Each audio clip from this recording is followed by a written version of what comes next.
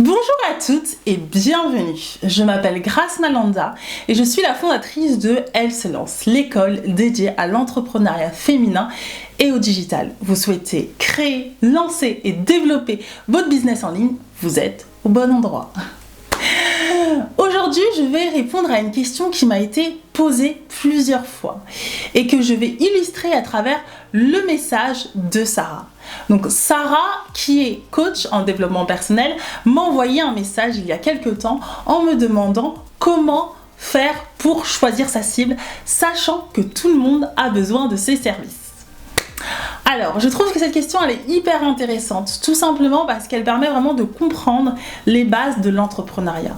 Sachez, mesdames, que quand vous développez une activité en ligne, quand vous lancez votre business en ligne, c'est hyper important d'être conscient que vous devez absolument répondre à un problème. Qui dit entrepreneuriat dit répondre à un problème. Ok ? Donc ça, c'est la base. Et pour choisir finalement cette cible, il va falloir que Sarah réponde finalement à ces 3 critères. Le premier critère, c'est tout simplement que la cible ait identifié son problème. On va reprendre l'exemple de Sarah, elle est dans le développement personnel. Elle va accompagner les personnes vers un mieux-être. Donc la problématique, le problème auquel elle va y répondre, c'est tout simplement le mal-être de ces personnes. Ok ? Donc les personnes qu'elle va accompagner, c'est certainement des personnes qui ressentent une réelle tristesse et qui sont malheureuses dans leur vie de tous les jours. Donc Sarah va les accompagner pour tout simplement améliorer leur vie. Mais encore une fois, faut-il que ces personnes aient identifié ce qui n'allait pas. Et ça, c'est hyper important.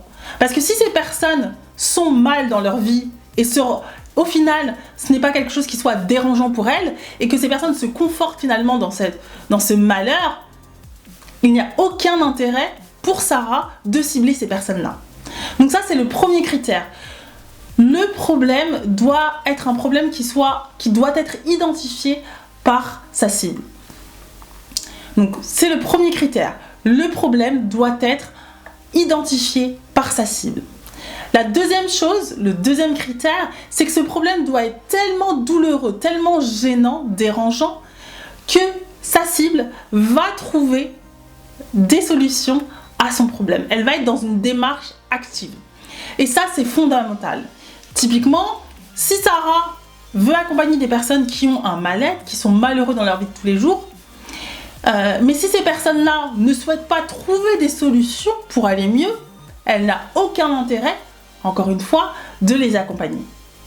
Et enfin, le troisième critère, c'est tout simplement que la cible ait les moyens de se payer son service. Et ça, c'est le plus important. C'est-à-dire que, oui, on a identifié que le mal-être est réel, que le mal-être est suffisamment douloureux pour que les gens se mettent en action, mais surtout, il faut que les personnes soient prêtes à acheter votre produit et votre service.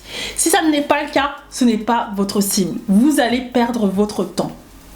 Puisqu'encore une fois, on ne donne pas à manger à une personne qui est rassasiée.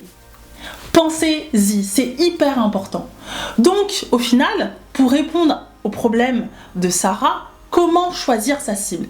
C'est tout simplement choisir les personnes qui ont un réel problème, qui en sont conscientes et qui mettent en place des actions pour y remédier et qui sont enfin prêts à être accompagnés par une experte dans le domaine et qui sont prêts à investir en eux tout simplement pour aller mieux. Et ça, c'est fondamental. Voilà pour mon conseil du jour. Dites-moi ce que vous en pensez en commentaire.